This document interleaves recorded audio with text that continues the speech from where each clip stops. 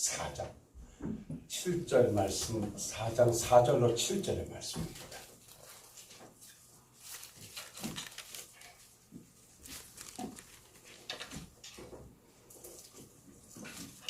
빌립보서 4장 4절로 7절 말씀.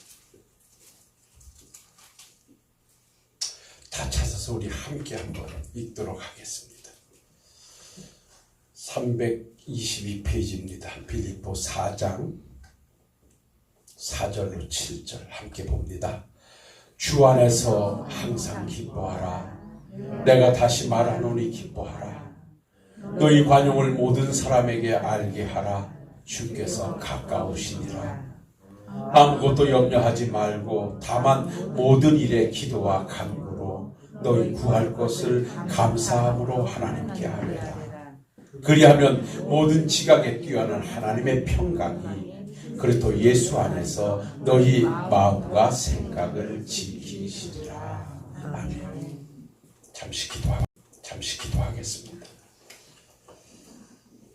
거룩하시고 은혜로우신 아버지 하나님, 많은 고난 앞에 우리는 때로 실망하고 낙심하오나 그러나 주께서 오늘도 말씀하심을 기억하고 어떠한 경우에도 고난의 현장에 일하시는 하나님을 소망하고 믿음의 자리를 지켜가는 종이나 우리들 되게 해 주옵시고, 오늘 주신 말씀 앞에 우리 모두 하나 되어 항상 어떠한 상황 앞에서도 주 안에서 기쁨을 누리게 하옵소서. 예수님 거룩하신 이름으로 기도하옵나이다. 아멘. 오늘 이 빌립보서 4장 4절로 7절의 말씀은 사실 빌립보 4장이 그래요. 빌립보 교회의 결론 부분이기도 하지만 이것은 결론 부분이라기보다는 전체를 총괄해서 말씀해 주고 있음을 봐요. 그래서 빌립보의 사도 바울이 서신을 보내면서 그 일반적인 교훈과 권면을 계속 취하여 가르쳐 싸우나 오늘 이제 결론적인 부분에서는 개인적이면서도 직접적인 부분의 권면을 다루고 있어요. 여기 오늘 이 4장을 보면 앞에 보면 이 빌립보 교회는 그 내적으로 외적으로 상당히 좀 우환이 있었던 것 같아요. 왜냐하면 사도 바울은 지금 복음을 증거하다가 감옥에 갇혀 있는 상황이고, 또 지금 빌립보 교회는 이 4장 1절로 2절 3절에서 사도 바울이 권하듯이 그 충성스러운 여종들이 둘이 있었는데 그게 바로 유오디아와 순두계라고 하는 여인이에요. 이건 아마 성경의 기록을 보면 빌립보 교회 초창기부터 충성스러웠던 동역자들이었던 것 같아요. 그런데 이들이 무슨 이유에서든지 서로 마음이 맞지 않아가지고 반목을 하고 갈등을 했던 것으로 보여요. 그래서 오늘도 이 사도 바울이 서신을 보내면서 권면하는 걸 보면 2절 말씀에 내가 유오디아를 권하고 순두계를 권하노니 주 안에서 같은 마음을 품으라. 그러니까 주 안에서 같은 마음을 품어달라고 지금 사도 바울이 지금 서신을 보내고 있는 상황은 옥중에서 서신을 보내고 있는 것이거든요. 그러니까 옥중에서 빌립보 교회의 형편을 들은 사도 바울이 전반적으로 그들에게 권면하는 내용 중에 지금 하나가 유오디아와 순두계에게 같은 마음을 품어달라고 하면서 오늘 주신 말씀 4절로 7절 말씀에 그 성도들에게 부탁하는 것이 주 안에서 항상 기뻐하라 권명을 하고 있어요. 그래서 주 안에서 기뻐하라. 오늘 4절 말씀에 보면 주 안에서 항상 기뻐하라. 내가 다시 말하노니 기뻐하라. 그러니까 이 말씀을 그냥 원문을 직역해 온다고 하면서 보면은 항상 주 안에서 기쁨을 찾아 기쁨을 되새기며 기쁨 속에 만족하거라 이렇게 권면하고 있는 내용이 오늘 4장 4절의 내용이에요. 사실 이러한 말씀은 데살로니가전서 5장 16절로 18절에도 항상 기뻐하라, 쉬지 말고 기도하라, 범사에 감사하라, 이는 그리스도 안에서 너희를 향하신 하나님의 뜻이니라 말씀하므로 예수 안에 들어와 믿음 안에 거하는 우리들에게 늘 하나님이 명령문으로 요구하고 계심이 항상 기뻐하라는 것입니다. 그런데 항상 여러분들에게 우리가 함께 말씀을 나눴습니다만 이 기쁨이라고 하는 것은 누가 기뻐하라 그래서 기뻐할 수 있는 거 아니잖아요, 사실. 이거는 감정의 발휘예요. 그러니까 내 마음에서 기쁨이 일어나야만 기뻐할 수 있는 거잖아요. 그런데 하나님께서는 기쁨에 관하여서는 명령문으로 우리에게 말씀해요. 기뻐하라는 것입니다.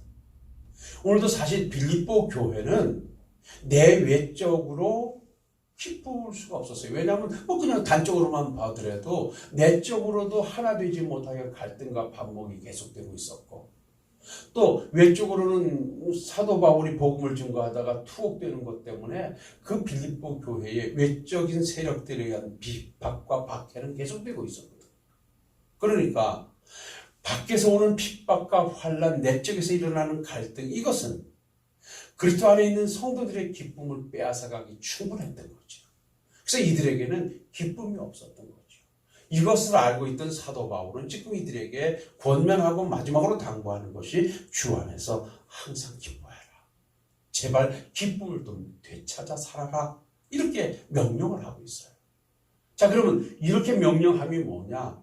하나님께서는 무엇 때문에 감정의 발로로 기뻐해야 할 것을 하나님은 명령으로 기뻐하라고 하냐라고 한다면 그건 우리가 다 같이 고백할 수 있는 것이 이미 우리에게는 천국이라고 하는 구원이라고 하는 영생이라는 이 귀한 선물을 마냥 안고 어떤 경우에도 기뻐할 만한 충분한 이유를 하나님 우리에게 제공해 주셨기 때문에 그래요. 그러니까 세상 어떤 것을 가지고 항상 기뻐할 수 있느냐? 그럴 수 없는 거예요. 세상은 오늘 나에게 기쁨을 줬던 것이 내일 나에게 슬픔을 줄 수 있는 게 세상적인 거예요. 그래서 세상적인 것은 항상 가변적인 걸 아니잖아요. 예를 제가 잘 드는 것이 우리에게 절대 필요해서 늘 기쁨과 감사의 이유가 물이 있는 거예요. 참 물이 없으면 못 살 것 같아요. 또 이 불 같은 것도 우리에게는 절대 필요한 것이기 때문에 내게 불이 있으면 너무너무 감사해요. 그러나 살아가다 보면 물 때문에 죽는 사람들, 불 때문에 죽는 사람들. 그러니까 정말 기쁨과 감사의 이유가 됐던 것이 슬픔의 이유가 되는 경우가 세상의 것이거든요. 그러니까 세상의 기쁨의 이유는 영원토록 기쁨의 이유로 있는 게 아니에요.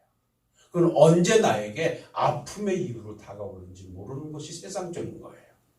그래서 세상의 것 가지고 항상 기뻐하기라고는 불가능해요. 그런데 하나님께서는 오늘 믿음 안에 들어와 있는 우리들에게 항상 기뻐하라 명령하시는 것은 다른 게 아니에요. 영원토록 어떤 경우에도 빼앗기지 않고 어떤 경우에도 변하지 않는 영생, 구원, 천국이 우리에게 주어져 있기 때문에, 그렇기 때문에 예수 안에 있는 우리들은 항상 기뻐해야 된다라고 하나님 오늘도 우리에게 당부하고 계시는 거예요. 그래서 오늘 저녁에 그렇다면 과연 나는 지금 천국을 소망하는 자로 예수님을 구주로 영접하여 구원함에 동참했다고 고백하는 자로 과연 나는 지금 기쁨을 누리고 있는가? 과연 나는 기쁨을 무엇에 빼앗고 있지는 않는가? 한번 나는 지금 어디에 머물러 있는가를 한번 살펴보면서 오늘 하나님께서 나에게 항상 기뻐하라는 말씀에 부합된 삶을 살기 위해서 무엇을 해야 하는가, 오늘 당부하고 있는 이 두 가지 말씀을 찾아서 우리도 한번 실천해보는 시간이 되기를 주의 이름으로 부탁을 드립니다.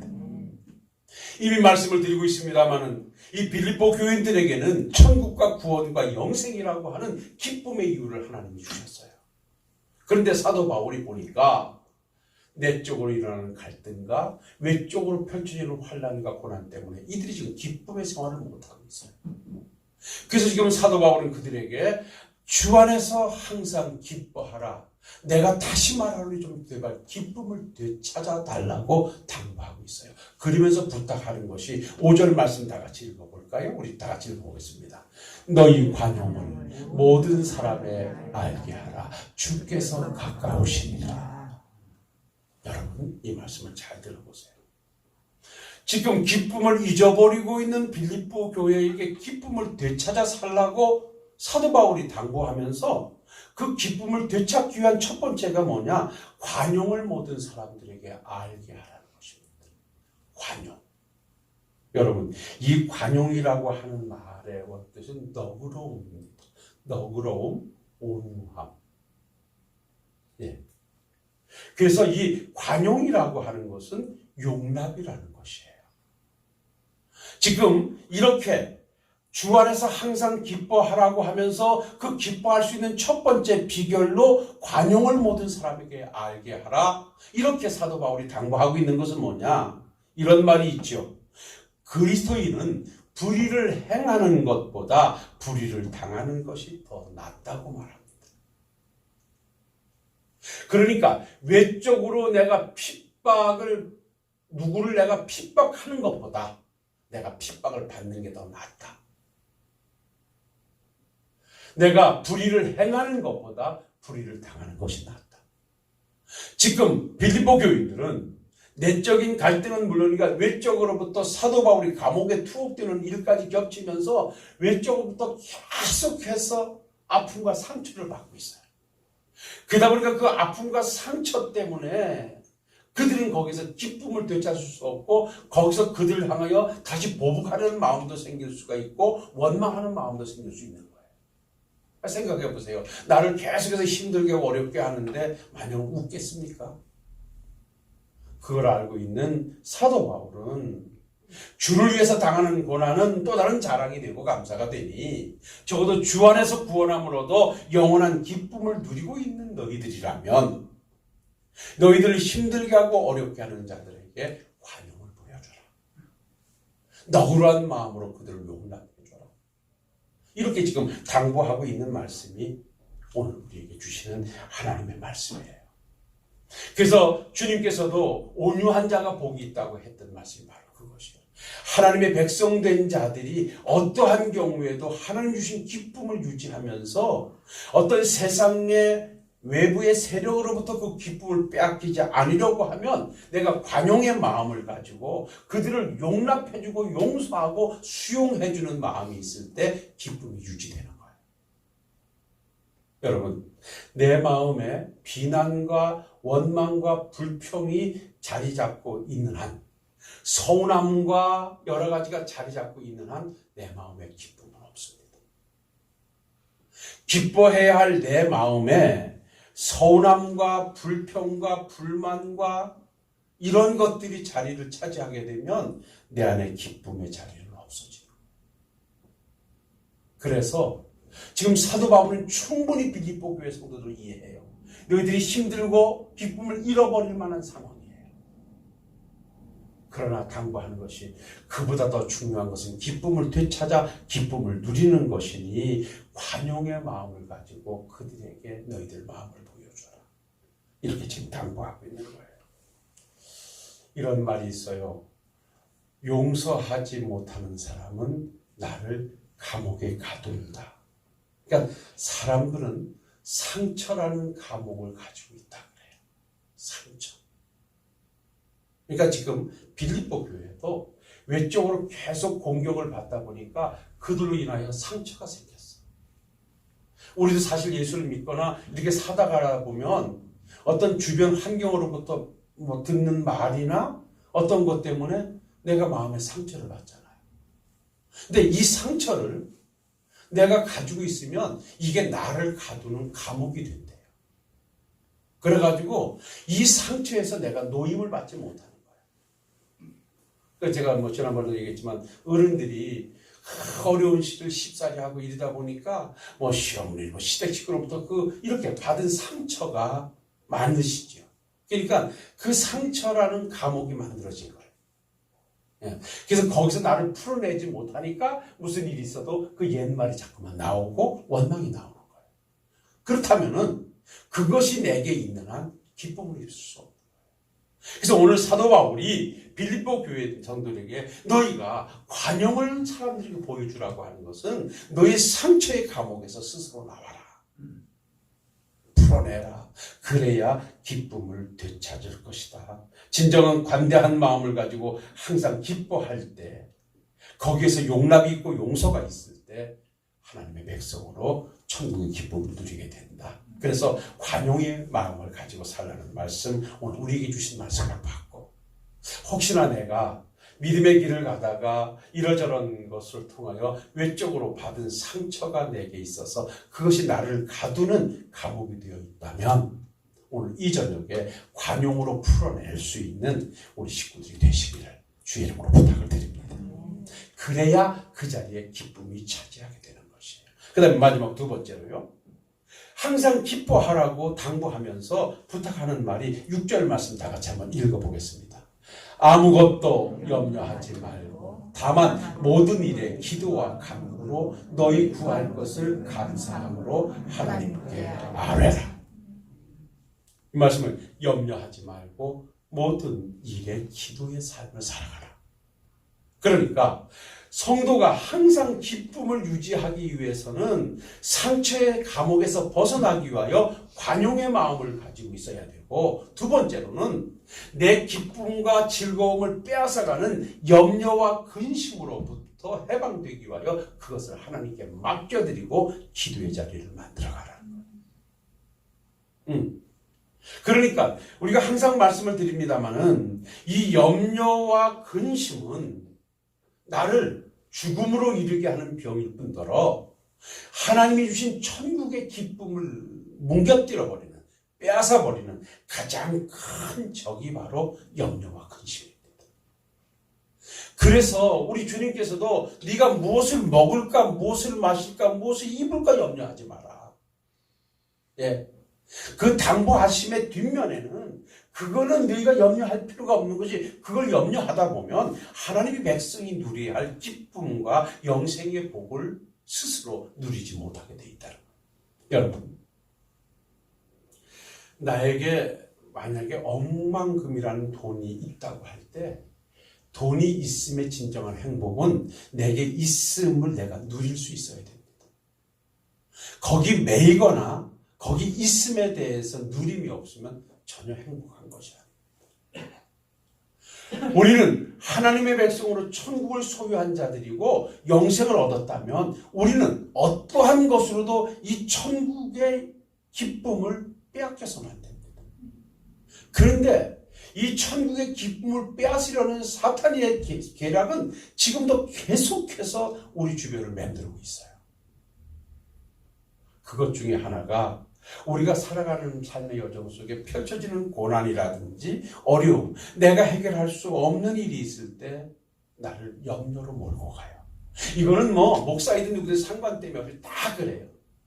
그럴 때 이러한 염려가 우리들의 삶의 현장에서 없을 수는 없는데, 있을 때 우리가 취해야 할 자세는 뭐냐? 내가 염려하지 말고 그 일을 하나님께 기도와 간구로 감사함으로 하나님께 아뢰라는 거예요. 예.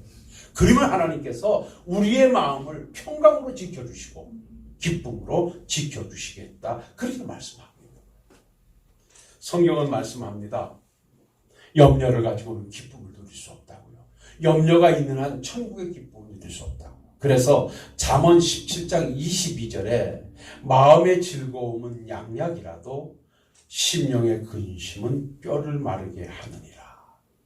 예, 여러분, 근심이 내게 있을 때 나는 모든 것에 대해서 의욕을 잃게 돼요. 그러면 그 의욕을 잃는 순간 거기에 매이게 되면 그때부터 우울증도 오고 여러 가지 스트레스를 받아가는 거예요. 그래서 우리가 믿음 안에서 훈련해야 될 것은 뭐냐면, 우리가 살아가면서 염려와 근심과 걱정거리가 없을 수는 없을진데 이것이 있을 때 빠른 시간 이것을 하나님 앞에 내놓고 하나님께 맡겨드리는 기도의 훈련이 우리에게 요구된다. 여러분, 지금 코로나 바이러스로 인해서 오지는 것, 그것을 인하여 와지는 여러 개인적으로 가정적으로 얼마나 많습니까? 예.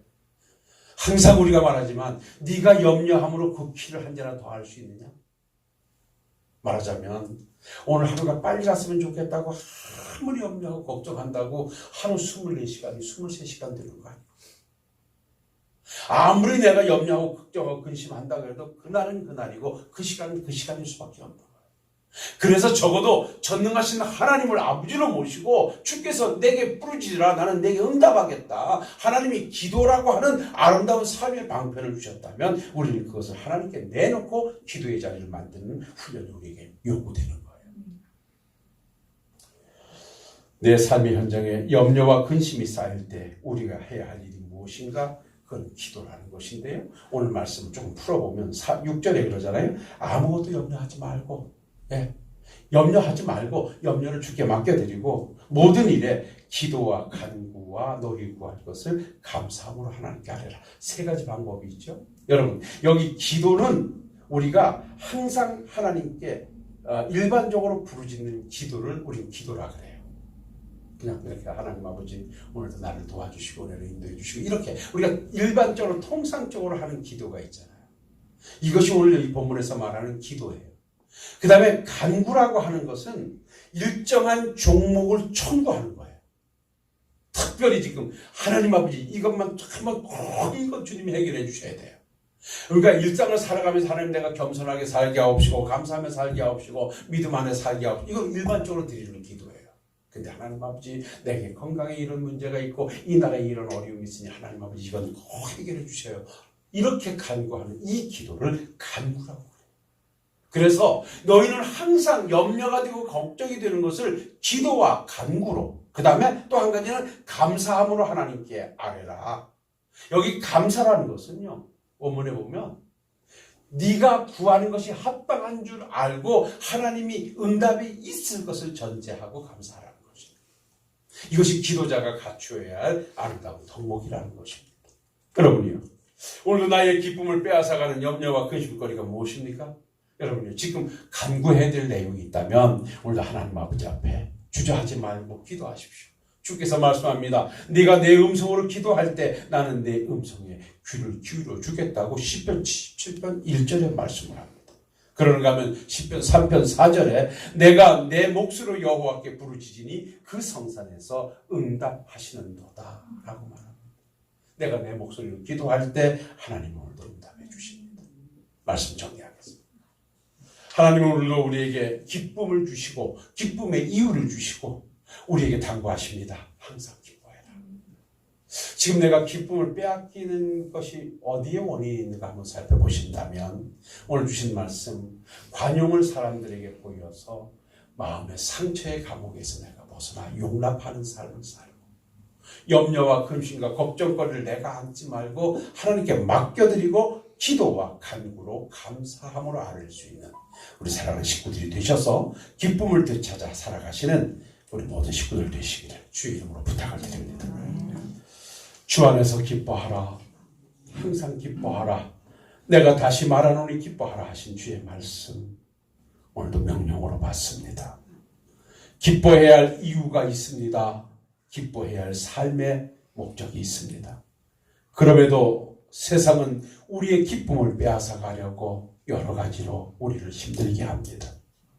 이런 것들에서 우리는 관용을 보이게 하시고 내가 감당할 수 있는 염려와 근심과 걱정을 주께 맡겨드려 기도의 자리를 만들어 기쁨을 되찾는 종이나 우리 식구들 되게 해 주옵시고 돌아가시는 발걸음 복되다 하시고 종들의 가정의 어려움이 주 안에서 해결됨을 누리게 하옵소서. 예수님 거룩하신 이름으로 기도하옵나이다. 아멘. 하늘에 계신 우리 아버지의 이름을 거룩하게 하시며 아버지의 나라가 오게 하시며 아버지의 뜻이 하늘에서와 같이 땅에서도 이루어지게 하소서. 오늘 우리에게 일용할 양식을 주시고 우리가 우리에게 잘못한 사람을 용서하여 준 것 같이 우리 죄를 용서하여 주시고 우리를 시험에 빠지지 않게 하시고 악에서 구하소서. 나라와 권능과 영광이 영원히